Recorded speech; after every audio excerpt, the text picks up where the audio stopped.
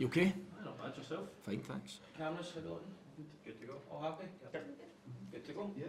Stuart, we learnt the news yesterday that you've got a touchline ban just after we're sent off against Rangers. Just your reaction to that one? No reaction whatsoever. It's one of those things that I kind of knew was pending and it was coming, so we've kind of got a plan in place of what that looks like. What we always try and do here is, I believe, I've managed to assemble a brilliant group of staff and people that I really trust and people that have got a similar vision and eye line in the game as to what I've got. So there's no immediate concern, there's no major overreaction or whatever. That's what it is. I kind of knew it was coming, and I'll deal with it. The club have obviously felt quite hard done by over the last couple of months with quite a few decisions that you feel have gone against you. Despite, being sent off in that game, being booked in other games, you still feel that you want to speak your mind and speak up when you feel that there has been an injustice against the club? I won't change from that. That wasn't just an emotion after the last game that I was asked that question, and I said that. I said my piece. I always believe in being kind of true to yourself, and I hope you guys see that every time I sit in front of you. I try and give you as much honesty as I possibly can. I don't know. Sometimes people don't like a bit of honesty, but that's how my world works, and that's how it'll always work. So, irrespective of whether people like it or don't like it, I'm not sitting here pitching myself above anybody else. It's just that's how I've always dealt. I was the same as a player, same as a coach, and I've been the same as a manager for a number of years now. That's not to try and be offensive, that's not to try and pick holes in things. I just believe in justice and I believe in speaking your mind, and I always believe in accountability. I say that to players, I believe it myself for my own job, so that's kind of how I operate when I speak to you guys. And when you ask me a question, I'll give you a straight answer, and if something happens outside the pitch and I see it a different way, then potentially I'm going to say it. In terms of you being held accountable for those types of things, is the hope that that is across the board in terms of if mistakes are being made by the Scottish FA, that they will hold themselves accountable, and the officials that maybe make those mistakes will be? Yeah, I think that I believe that's how Willie's spoken since day one, since he came into post. That you speak about having that accountability for errors. You get a pat in the back if you get things right, and all that different type of stuff. So that doesn't change. I think probably one of the frustrations for me comes in that people will just look at it in a sense that you've been red carded or you've been yellow carded or however that looks. I would urge a lot of people to have a look at why that happens, but that never gets turned over, because of that emotion that you get a goal chalked off, or the game's not stopped for a head knock, or you get a player sent off, which then is rescinded a matter of days later. These types of things, these types of big decisions and big incidents, you can end up with a punishment at the end of that for essentially being correct. And proven correct, but at the end of it, nobody turns around and says, well, we'll take that one away, we'll take that yellow card away because you were absolutely right in what you were saying. So that's just a wee bit that I look at from a personal point of view. But as I say, sometimes it's a consequence of your nature, your personality. You want to fight for. We all fight for our own cause. We all fight for our own team. Contrary to what some people might say, we certainly feel as if some of the decisions that have went against us have been pretty harsh, and as I say, factually kind of proven that they were wrong. So I feel you're entitled to say your piece on that one, and especially when I start to look at 6-7 incidents over the space of the kind of same number of weeks. That's quite a significant number, so that's the type of thing that can hurt us and hamper us as a football club, and we hope that does get better over the coming games. Was there any hope in your mind that maybe this ban wouldn't come because, as you mentioned, you were protesting that decision that in the end turned out that you were 100% spot on? Probably in my idealistic world, yeah, because that's the justification sometimes that I make. I'm not saying that every single yellow card that I've received has been as a result of one of those incidents. I need to be clear on that. But yeah, in my idealistic world, that's kind of how I look at it. That if somebody then turns around and says, well, we should have stopped the game, or that goal should have stood, or it should have been a penalty to you, then you hope that somebody turns around at the end of it and says, right, well, we'll understand why you overreacted at that point given the decision, but that's never going to be the case. So I accept it. I accept the ban, and you know, for me, I don't see it as a huge drama. I'm not making a big incident of it. It's what's there. And to be honest with you, for a number of days prior to that news kind of breaking, I suppose I've known that that's going to be the case.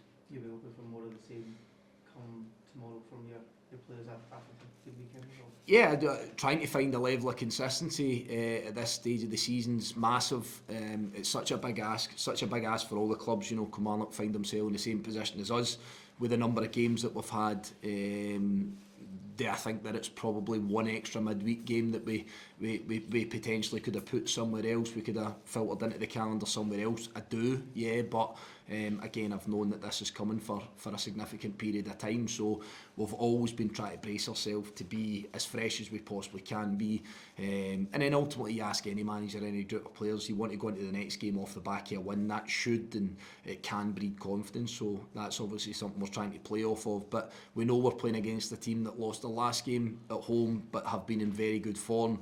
They're very, very strong at home, so we know that it becomes a completely different game from the game just a couple of days ago. Because of the way the league is at the moment, every team pretty much from third down is beating each other. Is it just a case of getting a few games together and could move right up the table? Yeah, this league's always the same. If you can try and string together, you know, 2, 3, 4 wins, put together an unbeaten run of 5 or 6 games, I think it can really change that outlook in the league table. I feel our level of consistency has been pretty good overall, contrary to how we want to try and paint runs of form and wins and losses and all of that. We've had a tough spell. We've had a tough spell of fixtures, certainly over that Christmas New Year period. Even looking at the kind of Celtic away, Rangers within the space of a couple of days is always going to be a difficult run. But I just feel that from our side, for the start of the season, you've kind of found us in that top half of the table. That's where we want to try and remain. We found ourselves as high as 4th position. So there's been a lot of good aspects there. It's just trying to see if we can continue to strengthen our group, and I say that sometimes by trying to get keep some of our players fit, keep guys in amongst it. You see 1 or 2 of them starting to get back onto the pitch, which is a real bonus for me. And it's still within this next sort of 10 days, whatever and beyond, we're going to need to kind of lean towards that as well, and that gives us a wee bit of extra strength and depth. Find a level of consistency, find a way to win a game of football. For us on Sunday, it was about trying to get 3 points as much as we possibly could, and sometimes you don't quite see the quality that you've maybe had. That can be largely down to fatigue, that can largely be down to numbers of injuries and the amount of games, but find a way to win a game of football, and then sometimes wait for that brighter day, better pitch, better weather, less games, and then you feel that you can start to produce hopefully some better football along the way as well. On strengthening the team, we see Kai Andrews was like with you. What can you tell us about him? No, listen, a player I really like. I'll always be respectful in this, that until something is actually done, he's not our player. Kai, someone that I really like. I've followed for a while now. Someone that's very highly regarded, really, really good talent. I've been fortunate enough to watch him live, which is always good. So yeah, that is something that we're working towards. But again, I'll be respectful until that's actually signed, sealed, and delivered. Then I don't want to step on anybody's toes at that point. But again, it's another scenario where a young player, very young player at 18, we want to try and make ourselves and show ourselves to be a football club that gives that opportunity. I think we've done that time and again now, and there's been a lot of success in it. You look at the number of young lads, young players, little experience that have been able to come up here to Scotland with talent that I think, Mika Bireth, just looking at a deal to Monaco, was it, I think, just recently, and Brodie Spencer, James Furlong, Georgie Gent. You start to go through this list, Marvin Cleta this season, Tawanda Maswanise. There's a number of these guys, so I'm really proud of that, and it's something I want to try and sort of show towards some of these bigger clubs in England, that we can give players platform, not only our own academy guys, but guys from further afield, and show that level of quality and that level of opportunity that these guys have had. When you mention some of the guys that have come in before from sort of down south from these clubs, what do you need to see in them to bring them here and to give you confidence that they can go on to have sort of success here like the players you just mentioned? Always needs to match up to a profile. I always go back to that with recruitment, so it needs to be something I'm looking for. It can't just be someone that I think is a decent player but not going to fit into what we do. That's the starting point. They need to have a level of talent, and what they have to do is they have to show this willingness to come out and go and play just now, you know, because sometimes you'll find with academy kids, younger players, that if they're at the age of, you know, 17, 18, 19, some are quite happy in the academy system, some are quite happy just to keep trundling along and doing what they're doing. What I really need is players that are stepping forward and want to have those challenges of senior football and get the challenges of Premier League and Scottish football. So that's always something that I look at. And fortunately for all these guys that I've spoke about that have been a success here, they've all kind of been jumping out their seat and wanting that opportunity. So that's worked really well. I think that the kind of process and how we work here at the football club fits to that. And what we also know sometimes with these first loans is it's as much about me and the group of players we've got here and the staff as anything else, because if I start to get upset about one mistake or one poor half of football, then these guys won't get another chance, and that's not something that upsets me. I see it as a stepping stone in the right direction for their futures and for their careers. Is that something that could be done ahead of tomorrow, or is it going to be a bit longer than that? No, it's got the potential of being done. It's got the potential of being done, but again, I'm not really in control of it. It's something I would like to try and do, and hopefully we maybe have some more on that over the course of the day. But as it stands just now, it's not. So again, that's where I would take a wee back step. We saw Callum Slattery make an impact even in the last 6 or 7 minutes on Sunday, just getting on the ball and moving it about, and you know, the movement, the passing. Do you expect them to just to keep kind of contributing even though you can't play as much as you would maybe want to? Yeah, I've said this to Callum, said it to him directly a number of times in conversation. You know, there's nobody happier than me to see him on the pitch. I know what he can do, I know what he brings, everything you've said there about handling the ball, wanting to get in possession of the ball, try and control the game for you. We know that that's what he does. He's done it time and again for this football club. But I just have to be careful as well with him. I just need to be cautious and not trying to put him into positions where I put him at risk. But it's safe to say that having watched him over the last 3-4 weeks in training, I've kind of been getting a wee bit anxious to try and get him involved as much as I possibly can, because I know what he can do. Just unfortunate we can't get a little bit more game time in him. We've got a plan to do that over the next few weeks if we can at all possible, if the weather permits. But I think just putting him on the park at the weekend there is a major hurdle that he's overcome. You know, that first appearance back in over a year.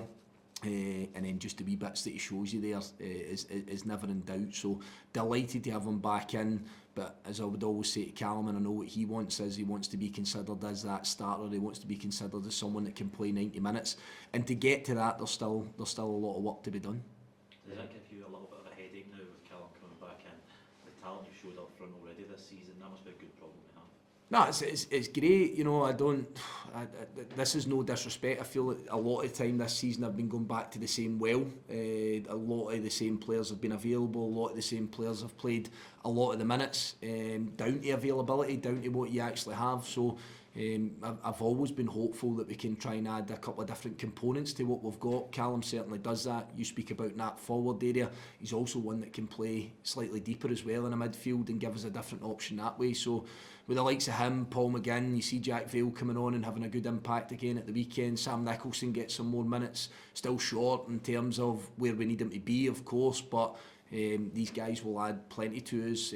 Some of the, you know, sort of three of the guys that we're speaking about there in terms of their creativity.